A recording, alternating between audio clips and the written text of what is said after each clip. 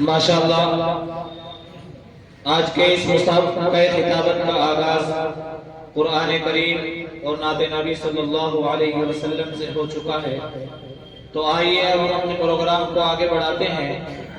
حضرات سامعین اور مہمانان کرام، میں آپ حضرات کی خدمت میں عرض کرنا چاہتا ہوں کہ آج کے ہمارے اس مسابقہ خطابت کے مہمان خصوصی منبع علم و حکمت، سرچشمہ اخلاق و مروت، عظیم المرتبت حضرت اقدس مولانا انعام اللہ صاحب قاسمی دامت برکاتہم العالیہ، رفیق المہد الاسلامی مانک مئو، تھوڑی دیر میں تشریف لانے والے ہیں۔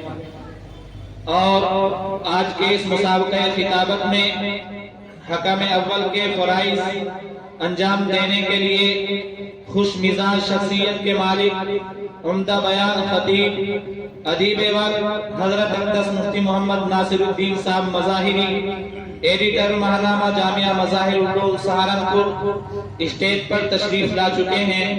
ہم حضرت والا کا خیر مقدم کرتے ہیں اور استقبالیہ کلمات ان کی خدمت میں پیش کرتے ہیں۔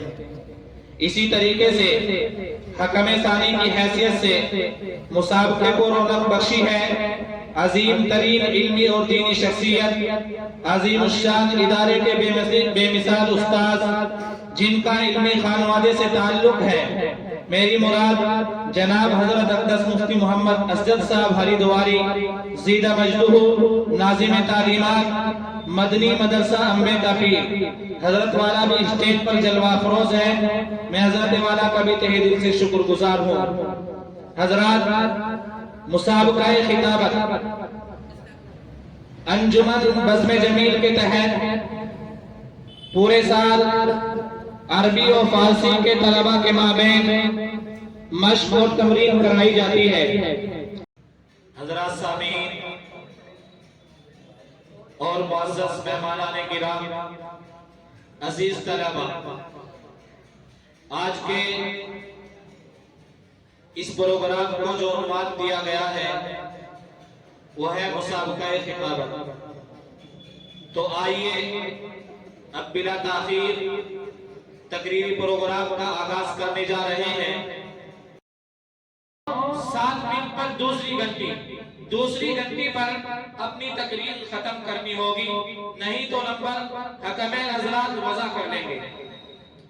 اسی طریقے سے پورے سال یہاں حاضری کا بھی معمول ہے۔ جن طلبہ کی مکمل حاضری ہے، اگر پوزیشن ٹکراتی ہے تو حاضری کے کم ہونے کی وجہ سے اس کا نمبر وضع کر لیا جائے گا۔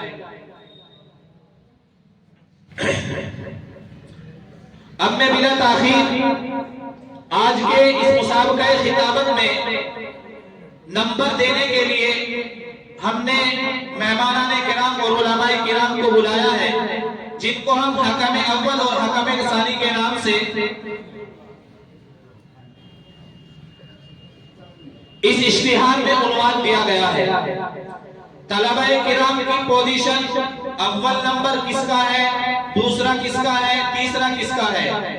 ماہرین فن ہے، تقریر اور خطابت میں ان کو مہارت حاصل ہے، تو ایسے ہی علماء کرام کو مدعو کیا گیا ہے۔ اس لیے آپ حضرات مطمئن رہیں، کسی کے ساتھ کسی طرح کی بھی کوئی ناانصافی نہیں ہوگی۔ آئیں اور اب اچھی طریقے سے اپنی تقریر پیش فرمائیں۔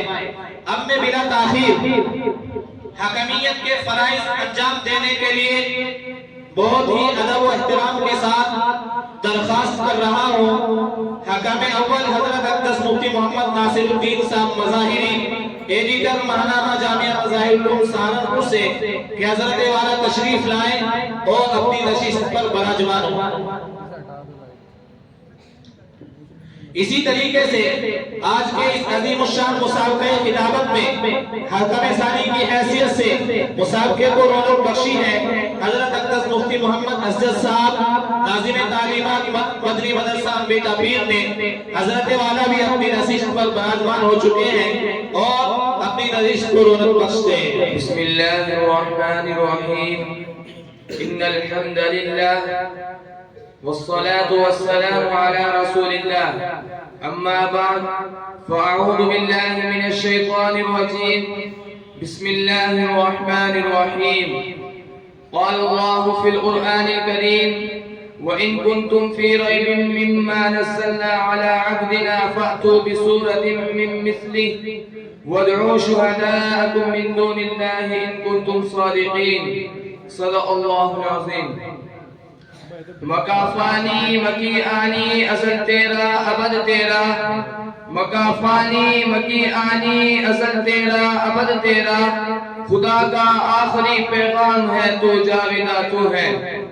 جناب صدر، حاضرین جلسہ اور عزیز ساتھیوں، میں نے آپ حضرات کے سامنے قرآن پاک کی چھوٹی سی آیت تلاوت کی ہے جس میں اب تعالی شانہ نے فرمایا ہے کہ یہ قرآن جو محمد عربی صلی اللہ علیہ وسلم تمہیں پڑھ کر سناتے ہیں، اس کے علوم و معارف تمہارے سامنے بیان کرتے ہیں، اس کی صداقت و سچائی کا اعلان کرتے ہیں، اور تم یہ سمجھتے ہو، تمہارا خیال یہ ہے کہ یہ اسی کا کلام ہے، آسمانی وحی نہیں ہے، میری طرف سے نازل نہیں ہوا ہے. تم میرے حبیب کو جھٹلاتے ہو. تم میں سے کہنے والے کہتے ہیں لو نشاء لقلنا مثل هذا، اگر ہم چاہتے تو یہ جیسا کلام بھی ہم پیش کر دیتے. تو آؤ، تمہارے لیے راستہ صاف ہے، تم بھی مسلمان ہو، تم بھی اسی خطے کے رہنے والے ہو. بلاغت لسانی میں تمہاری مثال نہیں، فصاحت و بلاغت کے تم امام ہو. تمہاری ادنا سے ادنا چھوکریاں بھی شعراء و ادباء کی مجلسوں میں کھلبلی مچا دیتی ہے. تم نظر و نثر کے استاذ ہو، ماہر فن ہو، تو یہ جیسا قرآن پیش کرو. حضرات، نبی صلی اللہ علیہ وسلم کی زبانی خداوند قدوس نے چیلنج کیا: قل ان اجتمعت الانس والجن على ان ياتوا بمثل هذا القران لا ياتون بمثله ولو كان بعضهم لبعض ظهيرا. کہ محمد صلی اللہ علیہ وسلم کہہ دیجئے کہ تم یہ کہتے ہو یہ انسان کا کلام ہے، اگر تمام انسان اور جنات اور کائنات کی تمام مخلوق بھی اکٹھا ہو کر نیچے سے کلام پیش کرنا چاہے تو پیش نہیں کر سکتی، چاہے ایک دوسرے کے حامی و مددگار کیوں نہ بن جائے. یہ ایک چیلنج تھا دشمنان اسلام و قرآن کے لیے، ایک ذری موقع تھا. جو اسلام اور پیغمبر اسلام کے خلاف طعن و تشنیع کر رہے تھے، جو اسلام کا چہرہ بس کرنے کے لیے کوشش کر رہے تھے، وہ میدان میں آتے اور اس چیلنج کا کلام پیش کر کے اس چیلنج کا جواب دیتے اور اس تحریک کو ابھرنے سے پہلے ہی کچل دیتے. لیکن اس چیلنج پر سب کو صاف سن گیا. وہ دشمنان اسلام کے چہروں پر ہوایا اڑنے لگی. وہ سب ماہرین فن، فصیح و بلیغ، زبان دانی میں اپنا جواب نہ رکھنے والے حیرت میں پڑ گئے. جس نے چیلنج کو قبول نہ کیا سب کی زبانیں گم ہو گئی. پھر اب تعالی شانہ نے نیچے اتر کر فرمایا کہ اگر تم پورا قرآن پیش نہیں کر سکتے تو جیسی 10 صورتیں ہی بنا کر پیش کر دو. اگر تنہا نہیں لا سکتے اپنے عالمی کانفرنس کر دو، اکیڈمی بنا لو، تمام حمایتوں کو بلا کر اس کا جواب پیش کر دو.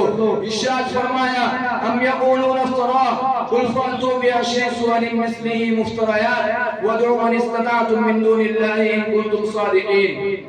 لیکن دوستو، عرب کے معاشرے سے کوئی ذرا بلند نہیں ہوئی، کسی کی رنگ حمیت نہیں پھڑکی، کسی کے دل میں غیرت نہیں آئی، کسی کی طبیعت میں جوش و بات پیدا نہیں ہوا کہ وہ اس جیسا کلام پیش کر کے رسول اللہ صلی اللہ علیہ وسلم کے خلاف ایک نیا محاذ کھڑا کر دیتے اور اس تحریک کو بے قبول سے باہر پھینکتے.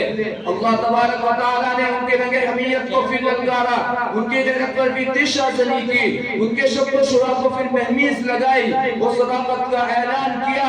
فرمایا: وَإِن كُنتُمْ فِي رَيْبٍ مِّمَّا نَزَّلْنَا عَلَىٰ عَبْدِنَا فَأْتُوا بِسُورَةٍ مِّن مِّثْلِهِ وَادْعُوا شُهَدَاءَكُم مِّن دُونِ اللَّهِ إِن كُنتُمْ صَادِقِينَ. کہ اگر تمہیں اس کلام میں ذرہ برابر بھی شبہ ہے، اگر تم یہ خیال کرتے ہو کہ محمد صلی اللہ علیہ وسلم اسے بنا کر لاتے ہیں تو تم اس جیسی ایک ہی صورت بنا دو اور اپنے تمام معبودانہ باطلہ کو ساتھ لے لو، ان کا تعاون لے کر تمام کو مجتمع کر کے انفراداً نہ صحیح اجتماعی طریقے سے اس کا ایک ہی بات پیش کر دو. پھر اگلی صورت میں یہ چیلنج بھی ہے: وَلَن تَفْعَلُوا، قیامت تک تم پیش نہیں کر سکتے. حضرات، آپ عرب قوم کی تاریخ پڑھیے. وہ قوم جاہل اور ناخواندہ ضرور تھی لیکن اس قوم میں شعراء و خطبہ فصحاء و بلغاء کے جمع غفیر تھا، زبان پر ان کو مکمل عبور تھا، ان کا ادنا سے ادنا فرد بھی اپنی زبان کے جادو سے مسحور کر لیا کرتا تھا۔ اس کے ساتھ ساتھ وہ قوم بڑی و باہمیت اور حوصلہ مند تھی، ان کو لگانا ہنسی کھیلنا تھا، لیکن قرآن نے زبردست چیلنج کیا، پھر فرمایا وَلْيَأْتُوا بِحَدِيثٍ مِثْلِهِ۔ پھر ایک چھوٹی سی سورت اِنَّا أَعْطَيْنَاكَ الْكَوْثَرَ فَصَلِّ لِرَبِّكَ وَانْحَرْ إِنَّ شَانِئَكَ هُوَ الْأَبْتَرُ لکھ کر بابے پر آویزہ کر دی۔ یہ سورت کافی دن تک کعبے کے دروازے پر لٹکی رہی، لیکن وہ دشمنان اسلام، وہ تحریک اسلامی کو بے غبن سے اکھاڑنے والے، وہ محمد عربی اور آقا کے اصحاب رضی اللہ عنہ کے خون کے پیاسے، ان کا تو ایک سورت بنا کر مدعا حاصل ہو رہا تھا۔ بازی ان کے ہاتھ تھی، لیکن کہیں سے کوئی چھوٹی بھی آواز نہیں آئی۔ قرآن کا یہ چیلنج صرف اہل عرب کے لیے نہیں، بلکہ یہ قیامت تک آنے والی تمام افراد سے متعلق ہے۔ آج بھی یہ چیلنج اہل دانش کو للکار رہا ہے۔ آج بھی جو قرآن کے خلاف اپنی ناپاک زبان استعمال کرتے ہیں، وہ اس چیلنج کو قبول کریں اور میدان میں آئے، ان کے لیے راستہ صاف ہے۔